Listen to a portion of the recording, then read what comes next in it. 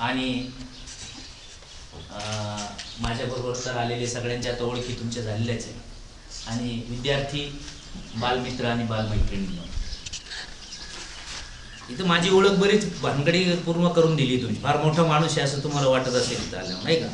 आता मी जरा घाबरलो त्याच्यामुळे, कारण मोठा माणूस म्हणल्यावर त्याचं भाषण पण भारी असेल, मोठं असेल, असं काही तुमच्या मनात खूपच आधी कल्पना आली असते. मी काय एवढा मोठा माणूस नाही आहे, पण आता हे लोकांनी माझ्या प्रेमापोटी खरं सांगितलेलं आहे. मला त्या ह्या अशा प्रसंगी नेमकं एक गोष्ट आठवते.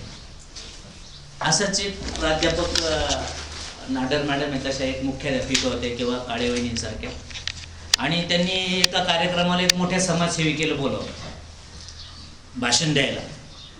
आता आपल्या मुलांना समाजसेविका येऊ, मोठा समाजसेवक येऊ, याच्याशी काय घेणं नसतं.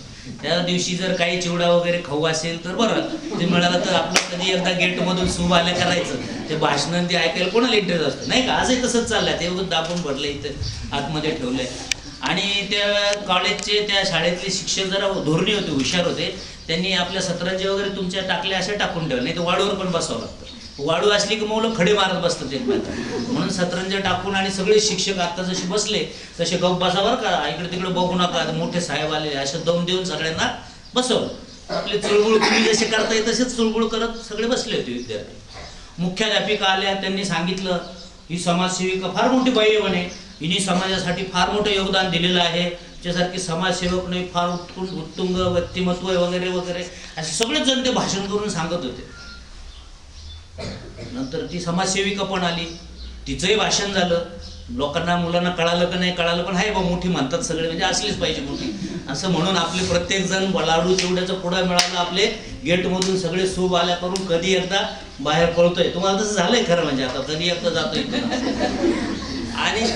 आणि त्या गेटमधून झुंडीच्या झुंडीने याच्यातून मुलं बाहेर पडत होते, आणि त्या मुख्याध्यापिका आणि समाजसेविका पण बाहेर पडत होत्या. आणि तेवढ्यात एक मुलगी ओरडली, अरे ही समाजसेविका तर आपल्या चाळीतल्या बंड्याची आई आहे म्हणे. मग त्या समाजसेविकेनं सांगितलं की ही माझी खरी ओळख चाळीतल्या बंड्याची आई, बाकी तू काय स्टेजवर सांगितलं ते काय ओळखीचं काम नाही.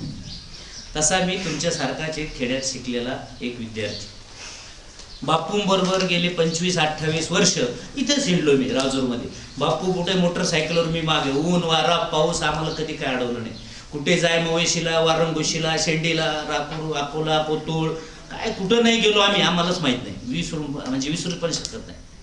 आता हे सगळं जर काय बोलायचं असेल तर मला 25-30 वर्ष बापूंबद्दल बोलावं लागेल. आणि मला माहिती पण नव्हतं आज असं काही कार्यक्रम असेल. मला बापूंची शाळा खूप दिवसाची बघायची होती. मी 20 वर्षापूर्वीपर्यंत इथेच येत होतो, रोज इथेच राहायचो, राजूरच्या बाजारातच बसायचो, एसटी स्टँडवर बसायचो, गल्लीत हिंडायचो, मोठ्या चिखलातून हे करायचं, सगळं कर. सत्यनिकेतन शाळा मला माहिती, सगळं माहिती. पण 20 वर्षापूर्वी अशी काही परिस्थिती आली की मला पुण्याला जायला लागलं, कारण माझी भारतभराची जबाबदारी माझ्यावर पडली. आणि मग गेले 20 वर्ष मी नावाला पुण्याला आहे, भारतभर फिरत असतो, अनेक जबाबदाऱ्या घेत घेत इथं यायचं राहून गेलं. आणि म्हणून मला खूप इच्छा होती यायची. आणि हे आमची मंडळी माझ्या मागं लागले, सारखं भंडारदारा फार चांगलं आहे म्हणतात, तुम्ही तिथे 11 वर्ष काम केले, कधीतरी आम्हाला दाखवा. म्हणलं चला, पण दाखवताना म्हणलं आपल्याला नाक्यावरून जावं लागेल, टोल नाक्यावर. राजूरून मी काही तसं जाऊ शकत नाही, मला राजूरला थांबावं लागेल. तुमची तयारी आहे का? कारण मला राजूरला भेटल्याशिवाय पुढे जाऊ शकत नाही मी भंडारदारा, कारण बापूंना कळालं तर काही खरं नाही माझं. आणि म्हणून बापूंना फोन केला की मला तुमची शाळा बघायला यायची. मला माहित पण नव्हतं इकडे शाळा आली. मला वाटलं तिथं सत्यनिकेतनच्या तिथेच बापूंनी बिल्डिंग बांधली असेल. आमच्या भेटी व्हायच्या, पण तशी काही नातं नाही आमचं की भेटीसाठी थांबायचं. हृदयाने जोडलेलं नातं आहे, त्यामुळं काही थांबायचं काम गरज नाही. मला सगळं कळत होतं काहीतरी करणार बाबा. आणि मला इथं पाहून आज मी गहीवरून गेलेलो आहे. मला पण माहीत नव्हतं. मी सगळ्याच लोकांना चांगलं वागा सांगतो, तुम्हाला पण भरपूर सांगणार आहे. आता मॅडमनी थोडं सांगितलं, मी जरा जास्त सांगेल. चांगलं वागा, चांगलं वागा. आणि तुम्हाला तर स्वामी समर्थांचा अधिष्ठान आहे, भिवू नकोस, तुझ्या मागं भिवू. पण माझा प्राक्तनावर आणि प्रारब्धावर आणि नशिबावर विश्वास आहे माझा. प्रारब्ध म्हणजे नशीब. प्रारब्धाची एक व्याख्या आहे, prarabdha is a reaction of past happenings. We cannot change past happenings, therefore we cannot change our prarabdha. म्हणजे प्रारब्ध नशीब हे मागं घडलेल्या घटनांची रिॲक्शन असते, परिणाम असतो. मग मागं घडलेल्या घटना जर आपण बदलू शकत नाही तर आपलं प्रारब्ध पण बदलू शकत नाही, म्हणजे नशीब पण बदलू शकत नाही. तरी पण आपण कुंडली पाहायला जातो, ज्योतिषाकडे जातो, रोज भविष्य वाचतो, आज काय लाभ आहे का नाही, आपल्याला घरी गार मिळणार आहे का नाही मिळणार आहे, शाळेत शिक्षक काय राबवणार आहे का, दिवस शांततेत जाणार आहे, असं वाचतो ना. ते कशासाठी की जर लिहिलं असेल आज दिवस काय बरोबर नाही तर जरा नीट काळजी घेतो माणूस, असं त्याच्यासाठी ते पाहायचं असतं. तसं 25-30 वर्षापूर्वी बापू आणि आमच्या जीवनात आलो आम्ही, आणि तेव्हाच मला भविष्य आमचं आणि त्यांचं लिहिलं गेलं काय होणार.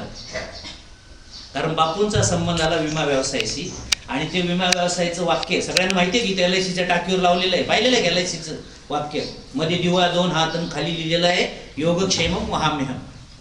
गीतेच्या 9व्या अध्यायात 22वा श्लोक आहे, अनन्या चिंतयन्तो माम ये जना परिपासते तेषा नित्याभियुक्तानाम योगक्षेमम वहाम्यहम. हेच स्वामी समर्थांचं पण वाक्य, भिवू नकोस मी तुझ्या मागे उभा. कारण बापू सारखा आणि काळेवहिनी सारखा माणूस तुमच्या मागे उभा असल्या शक्ती, तर समर्थांची शक्ती तुमच्या पुढे. ही शाळा सुरू करताना या सगळ्या गोष्टीचा आम्ही विचार केला होता, समर्थांचं अधिष्ठान पाहिजे. आणि बापूंच्या सगळ्या चढ उताराला मी साक्षीदार आहे. बापूंच्या बरोबर आता वहिनी तेवढे राहिले असतील, नंतर मी 20 वर्ष नाही तर बापून मीच तेवढ्या वेळ बरोबर राहायचो. आम्ही इतका वेळ काळ आम्ही एकत्र काढलेला आहे. आणि आमच्यावर जे कोणी संस्कार केले असतील ते फक्त मी खाली पाठवले, मी काही केलं नाही. मी काही फार मोठा तत्वज्ञ किंवा असा माणूस नाही. मला ज्यांनी कोणी शिकवलं ते मी खाली पाठवतो. जसं आता पाण्याची टाकी दिली LICने, त्या नळातून पाणी येतं तुमच्यापर्यंत, तसं त्या टाकीतला तो नळ जो असतो त्या नळाचं काम मी करतो. मला कुणीतरी आमच्या गुरूंनी शिकवलं, त्या नळाने पाणी आणून द्यायचं तेवढंच. ते पाणी वाहून येताना काय अजून 2-4 थेंब चिटकले आपल्याला तर तेवढ्यावर आपलं जीवन असतं. तसं मी करत राहिलो. आणि मला बापूंच्या बद्दल वेगळे गुण दिसत होते. मुलाचे पाय पाळण्यात दिसतात तसे, हा मुलगा साधारण नाहीये हे मला कळत होतं. बापूंच्या कामाची पद्धत इथं असताना त्यांनी सांगितलं तसं कॉलेजला असतं, 12वीत असताना मी एजन्सी दिली त्यांना, विमा एजन्सी प्रकार असतो LIC मध्ये देण्याचा, तो दिला. आणि त्यांनी सगळे चमत्कार, सगळे रेकॉर्ड मोडून टाकले जिल्ह्यातले. सगळे कामाची पद्धत, लोकांना भेटण्याची पद्धत, लोकांना बरोबर घेऊन जाण्याची पद्धत, प्रचंड आवाका शक्ती. म्हटलं हे काही वेगळंच रसायन आहे, it's a different chemistry of man. आणि त्याच वेळेस अकोल्यामध्ये एक शाळा सुरू झाली होती अभिनवची, आणि आमच्या गुरूंनी आम्हाला शिकवलेलं होतं की मनुष्य स्वपराक्रमी कसा असतो. म्हणून सिंहनीतीमध्ये 2 वाक्य आहेत महत्वाचे, नाभिषेको न सिंहस्य क्रियते वने विक्रमार्जित सत्वस्य स्वयं एवं मृगेंद्रता. म्हणजे सिंह जो असतो जंगलातला त्याला असा अभिषेक करावा लागतो का, राज्याभिषेक आपल्या मुख्यमंत्र्यांना किंवा मंत्र्यांना राजभवनावर शपथ देतात तसं असतं का. तो सिंह काय करतो, स्वतःच्या पराक्रमानं स्वयं एवं मृगेंद्रता, म्हणजे मृगया हरणाच्या शिकारीनं स्वतःचं राज्य बनवतो. आणि त्या जे काय त्याला वाटून दिलेलं असतं 2 कोस एरिया, त्याच्यात तो राजा होतो, त्या जंगलाचा राजा होतो. स्वयं एवं मृगेंद्रता, स्वतःच्या कर्तृत्वावर होतो. बापूंनी मागाशी सांगितलं, काळे मॅडमने सांगितलं की कुठूनही आम्हाला काही मिळालं नाही तरी आम्ही सगळ्यांना बरोबर घेऊन चाललो, आणि स्वतःच्या जीवनावर एक स्वामी समर्थांचा शाळेचं नाव एवढं मोठ्या लेवलला नेलं. हे गुण त्यांच्यात 25 वर्षापूर्वी कदाचित माझ्यासारख्यांना आणि अजून त्यांना देणाऱ्यांना मिळाले असते. मग त्या शाळेला आम्ही तिथल्या शाळेचं, अभिनव शाळेचं स्लोगन ते आहे, मीच त्या कमिटीत होतो, स्वयं एवं मृगेंद्रता. मग असं चालू असताना बापूंना म्हटलं, बापू तुम्ही काहीतरी करायला पाहिजे. काय पुष्कळ आयडिया द्यायचं मी, काहीतरी करायला पाहिजे. पण त्यांना इनर्जी आतून एक आवाज येत असतो माणसाचा.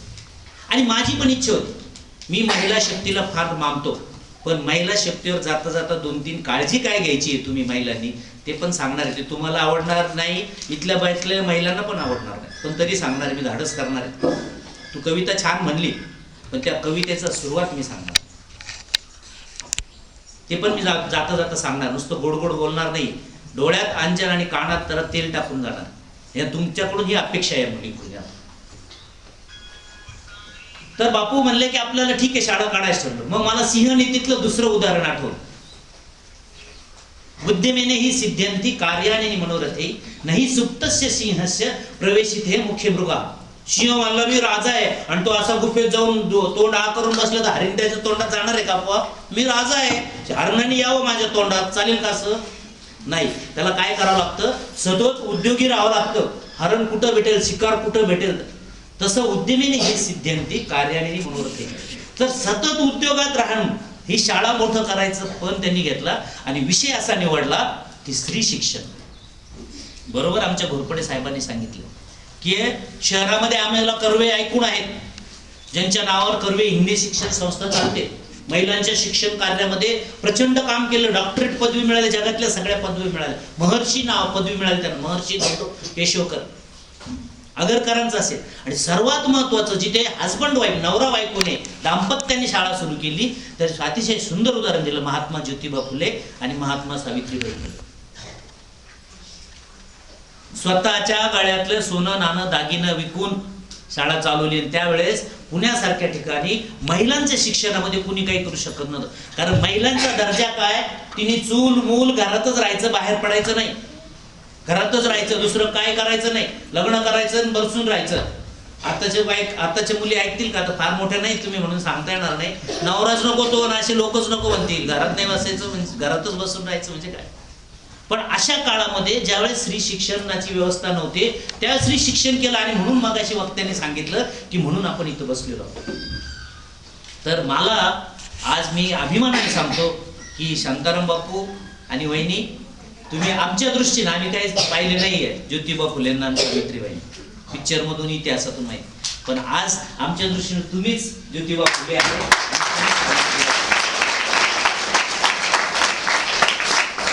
या राजूरमध्ये काम कसं करायचं, आता 25 वर्ष मी इथं 82 सालापासून काम करतो.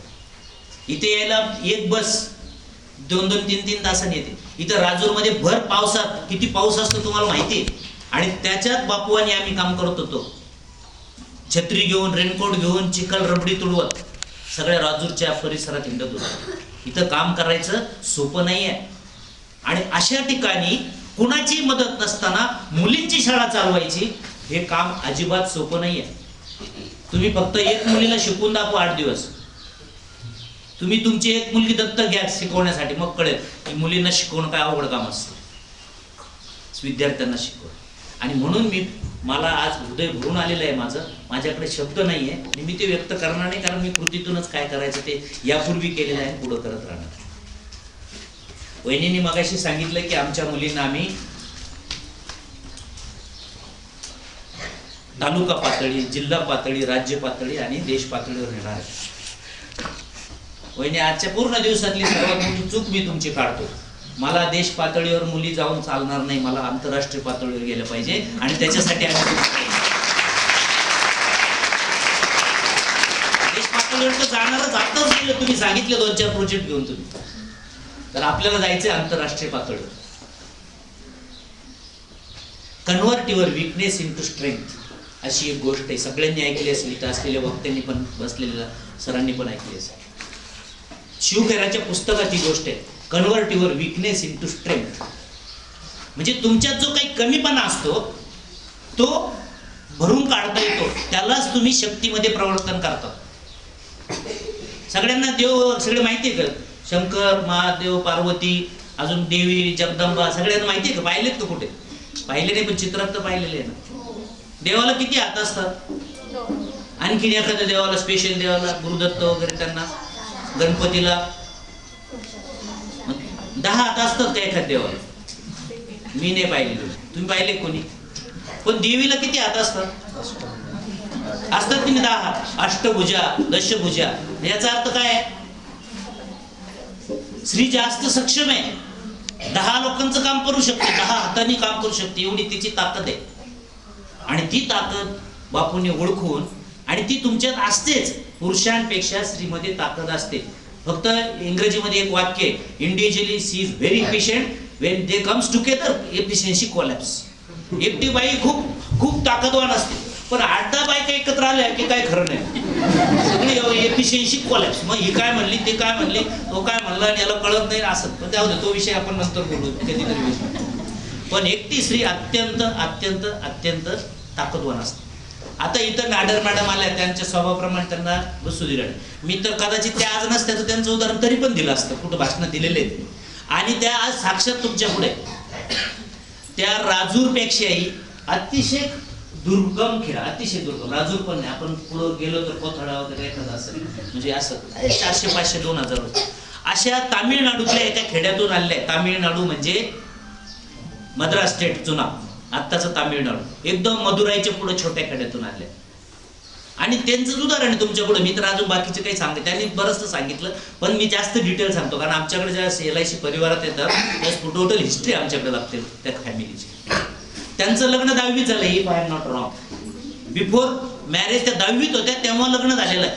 एक मुलगा झाल्यावर त्यांचं शिक्षण सुरू झालं. BCom, MCom, MBA, कुठल्या कुठल्या डिग्र्या आहेत, बराच वेळ लागतो त्यांच्या डिग्र्या सांगायला.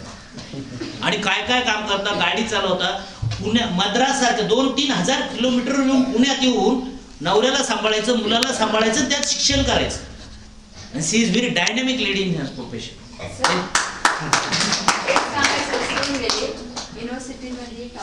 येस, युनिव्हर्सिटीमध्ये टॉपर आहे. बऱ्याच गोष्टी आणि एवढं शिकल्यानंतर त्यांचं वेश पाहिला. इथं जर उभ्या राहिला राजूरच्या स्टँडवर तर तुम्ही म्हणता इकडच्याच कुठून तरी रांगण भागात अजूनही विणी घालतात. ते मी त्यांना विचारलं बऱ्याच वेळा, ते असंच राहतात, असंच राहतात. एवढं शिक्षण. त्यांच्या एका लेक्चर ऐकायला मोठे मोठे लोक येतात. मॅनेजमेंटवर दी क्लास लेक्चर, आमच्या विमा क्षेत्रातले अनेक लेक्चर्स त्यांनी डेव्हलप केलेले. तर हे उदाहरण आहे तुमच्या पुढं. एका खेड्यातल्या 3000 किलोमीटरहून आलेल्या खेड्यातली मुलगी एवढं शिकवते ना, आज पुण्यातल्या सगळ्या डॉमिनंट कॉलेजवर त्यांना गेस्ट लेक्चर म्हणून बोलवतात. इंडिपेंडेंटली मारुती चालवतात, आता इंडिका चालवतात. त्यांनी सांगितलं बापू हे सगळे उपक्रम करायचे, ऑक्युपेशनल किंवा जे काय मुलींना ऍडव्हान्समेंट, म्हणजे घोड्यावर चालणं, जे रामदांडी म्हणजे थोडक्यात नाशिकला जी भोसला मिलिटरी आहे आपण त्यांच्याशी करू, किंवा बाबासाहेब शिवशाहीर पुरंदरे त्यांच्या अशा अकॅडमी, त्यांनी महिलांना या सगळ्या साहसाचं शिक्षण देणाऱ्या, त्यांच्याशी आपण टाईप बऱ्याच गोष्टी होतो. So I am coming to back again. मला शांताराम बापूमध्ये जे गुण दिसले तेच तुमच्यात दिसतात. तुम्ही पण आता इथं आलात, कुठल्या तरी गावातून वडील आई वडील म्हणले, जर तुम्ही बापूंनी शाळा काढली नसती तर काय केलं असतं? बऱ्याच गणी घरीच राहिले असते. आता एक मॅडमनी सांगितलं की योगा शिकू देत नाही कारण ते योगाचे ड्रेस कसे घालायचे, अशी परिस्थिती आहे. इतकं आपलं अजून विचाराचा पगड आहे. पण घाबरून जायचं नाही. आई वडिलांचं चूक असतं असं नाही, आपल्या पूर्वजांचं चूक असतं असं नाही. त्या त्या परिस्थितीत त्यांचं बरोबर असतं. पण आपल्याला मध्यम मार्ग काढायचा, तेच तर तुमचं काम आहे. शिक्षणाने ते प्रगती झाली पाहिजे. पण दुर्दैवाने आज शिक्षणामुळं अधोगती का प्रगती हे ठरवायचंय. मुलगा शिकल्यानंतर, मुलगी शिकल्यानंतर, लग्न झाल्यानंतर मुलगी पहिलं सांगते नवऱ्याला की आपल्याला वेगळं राहायचं. शिक्षणाने प्रगती होते का अधोगती होते हे ठरवायचंय आपल्याला. मला सासू बरोबर राहायचं नाही, मला म्हातारे सासू सासऱ्यांचं करायला जमणार नाही. मग शिक्षणाने आपल्याला काय दिलं हा विचार आपल्याला नक्की करायचा. असं शिक्षण देणार असेल तर आता शाळा सोडली तरी चालेल. जे शिक्षण मला समाजापासून एकलकोंड करायला शिकवतं, लोकांना एक्सक्लुझिव्हनेस बाहेर जायला सांगतं, माझ्याबरोबर ननंद राहणार नाही, माझ्यावर दीर शिकणार नाही, माझ्यावर सासू राहणार नाही, सासरे राहणार नाही, तर मी काय शिकले? शिक्षण म्हणजे लोकांना बरोबर घेऊन जायचं, चांगला विचार घेऊन पुढे जायचं. अशा विचार करायची शक्ती तुमच्यामध्ये आहे, ती तुम्ही या निमित्तानं केलं पाहिजे. तुम्हाला एखाद्या सिलेबसमध्ये किंवा शिकवलं जाणार नाही, पण हे शिकलं पाहिजे. आणि त्याच्यासाठी तुम्ही योगा, मेडिटेशन या गोष्टी शिका, तुम्हाला आपोआप मिळेल. गीतेचा अभ्यास करायला शिका, स्वामी समर्थांचा अभ्यास करायला शिका. स्वामी समर्थ काय, गीता काय, किंवा बायबल काय, किंवा तुमचं पुराण असेल, नाही तर ग्रंथसाहेब असेल, सगळ्या धर्मग्रंथामध्ये एकच गोष्ट सांगितलेली. ह्या चारही गोष्टीचा तुलनात्मक अभ्यास करणारे गट पुण्यामध्ये, त्याचे लोक तुम्हाला इथे येऊन शिकवतील. सगळ्या धर्मामध्ये हेच सांगितलेलं आहे की साहसी बना, लोकांना बरोबर घेऊन चला, सर्वांना बरोबर ठेवा. पण दुर्दैवाने आजच्या शिक्षणामध्ये मी सॉफ्टवेअर इंजिनियर झाले, मी शिकले, माझा नवरा एवढा शिकला, आता मला स्वतःचा वेगळा फ्लॅट पाहिजे, मी वेगळी राहणार, मला घरात गर्दी नको. हे शिक्षण बरोबर नाहीये, हे शिक्षण पुढे नेणारं नाहीये, हे शिक्षण विकास करणारं नाहीये. माझे सगळे नाते बरोबर राहिले जातील. आज फार गरज एकत्र कुटुंब पद्धतीची. आणि म्हणून तुमचे आई बाबा, तुमचे काका काकू, आत्या मामा काही सांगत असेल की जास्त शिकू नका, त्याचं कारण त्यांना दुर्दैवाने असे अनुभव मिळतात की मुलं शिकले की आपले राहत नाही, अमेरिकेला निघून जातात, पुण्यात निघून जातात, मुंबईत निघून जातात. माझे आई वडील सांगायला त्यांना संकोच वाटतो, कारण ते बिचारे म्हातारे गावातले साधे कपडे घातलेले असतात. म्हणून हे चालणार नाही. म्हणून तुम्हाला मी 2 गोष्टी आज सांगणार आहे, त्या लक्षात ठेवायच्या. पहिली गोष्ट, convert your weakness into strength. मला लवकरात लवकर संपवायचं, पण आता मोह होईल, कारण बरंच पुढे जायचंय, तुम्ही पण खूप थकलेले. पण या दोन्ही गोष्टी सांगून मी तुम्हाला त्याच्यातून काहीतरी मेसेज मिळेल असं मला. एक मुलाला हात नव्हता, डावा हात,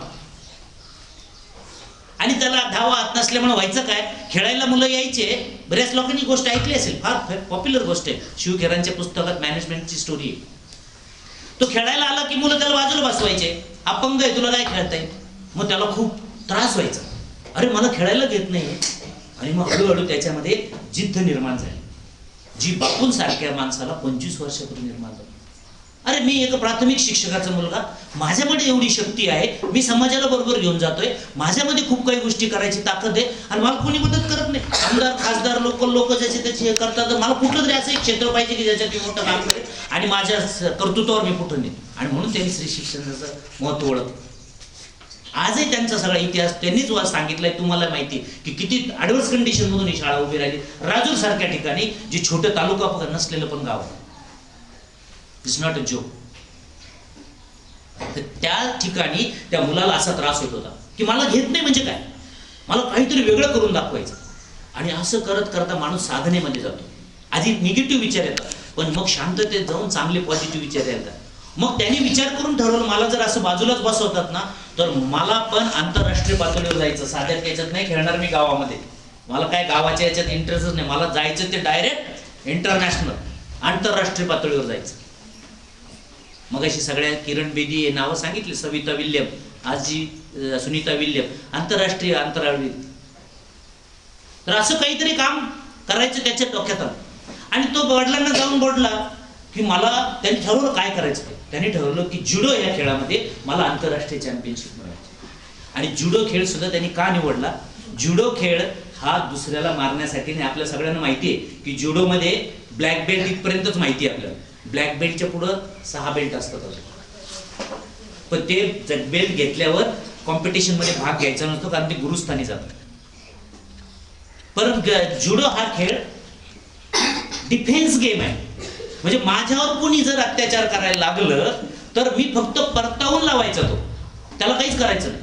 डिफेन्स गेम आहे, मला वाचवायचं. जे काही संकट आलेलं आहे, माझ्यावर काहीतरी संकट येत आहे, समोर कुणी गुंड येत आहे, चालून येत आहेत, हे होत आहे ते होत आहे, तर मला त्यांची गुंडगिरी, त्यांचं नशीब त्यांच्यावर, म्हणून मी फक्त त्याच्यातून वाचली पाहिजे किंवा वाचलो पाहिजे. त्याला डिफेन्स गेम असं म्हणतात. उद्या कोणीतरी जुडो शिकून आलं, चौका तू भरून दादागिरी करायला लागलं, बायगिरी, असं कधी जुडोचा माणूस करत नाही.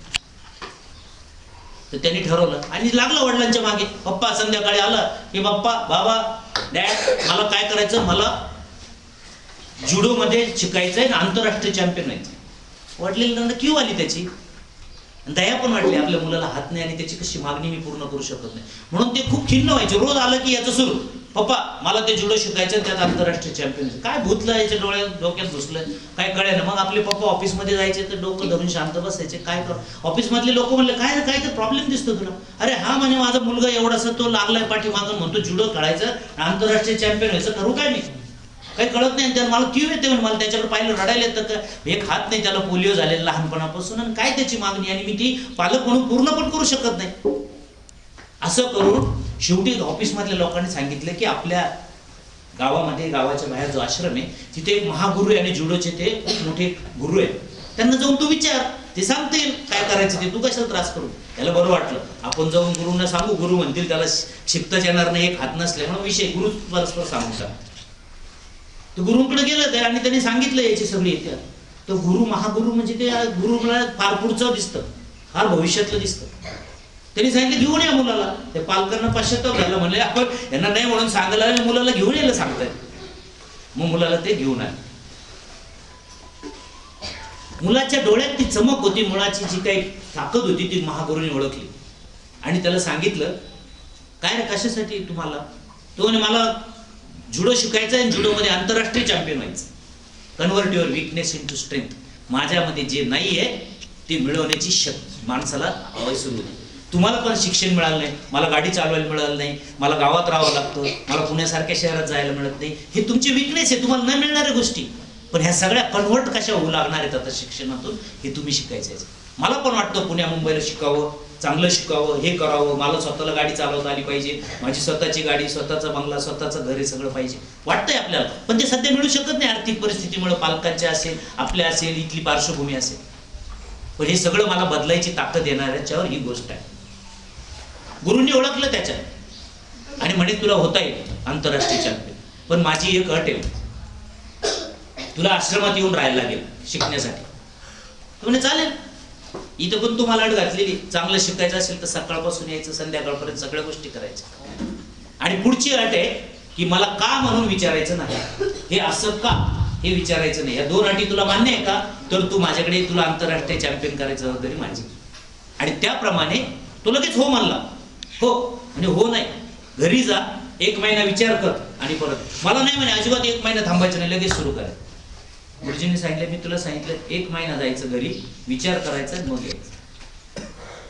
गेला निघून. पण घरी गेल्यावर वडिलांच्या मागं लागला. त्याला 1 महिना काय थांबवायचं म्हणजे अवघड होतं. 15 दिवसातच तो म्हणला, चला हे सगळे घ्या तुम्ही, माझे लगेच गोंडाळे सगळे पथारे, माझे कपडे वगैरे गुंडाळून आणि मला तिथं नेऊन सोडा आश्रमामध्ये. पालकांनी सांगितलं, अरे तू ऐक, गुरुनी सांगितलं 1 महिना विचार कर म्हणून. 1 महिन्याने बोलवले नाही, ऐकलं नाही त्यांनी. उत्साहाच्या भरात गेला. महागुरूंनी बघितलं किती दिवस झाले, 15 दिवस. तुला काय सांगितलं, 30 दिवस थांबायला सांगितलं होतं. त्याला आश्रमाच्या बाहेर पडवीत झोपायला जागा करून दे, 15 दिवसांनी भेट. तुला सांगितलं 30 दिवसांनी ये म्हणून. 15 दिवस आधीच आला. पहिला धडा सुरू झाला त्याचा. गुरुनी सांगितलं ते 100% ऐकायला पाहिजे. त्याला 15 दिवस बाहेर राहिलं. गुरुजींनी त्याच्याकडे लक्ष सुद्धा दिलं नाही, काय खातो पितो काय. 30 दिवसांनी त्याला आत बोलवलं. आता 30 दिवस झाले, विचार केलाय ना तू. म्हणजे गुरुनी सांगितलेला पहिला धडा त्याला मिळाला की गुरुजींनी सांगितलेल्या गोष्टीला काउंटर करायचं नाही, चॅलेंज करायचं नाही किंवा परत त्याच्यात शंका काढायची नाही. 30 दिवसांनी गुरुनी बोल, आता सांग तू राहणार आश्रमात आणि आयुष्यभर मला आंतरराष्ट्रीय चॅम्पियन होस तर का म्हणून असा प्रश्न विचारायचा नाही. सुरू झालं शिक्षण त्याचं. आता तिथं 1ली, 2री, 3री असे टप्पे होते आश्रमात शिकवायचे. पहिला टप्पा म्हणजे गाव पातळीवरचा, 2रा टप्पा तालुका पातळीवर, 3रा जिल्हा पातळीवर, 4था राज्य पातळी, 5वा देश पातळी आणि 6वा आंतरराष्ट्रीय पातळी.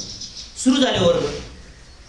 आज पहिल्या वर्गात हा गेला, त्याच्याबरोबरचे सगळे मुलं होते. 1 वर्ष संपलं, टीचर म्हणले चला आता आज गाव पातळीवरच्या स्पर्धेला जायचं. पण याला सांगितलंच नाही.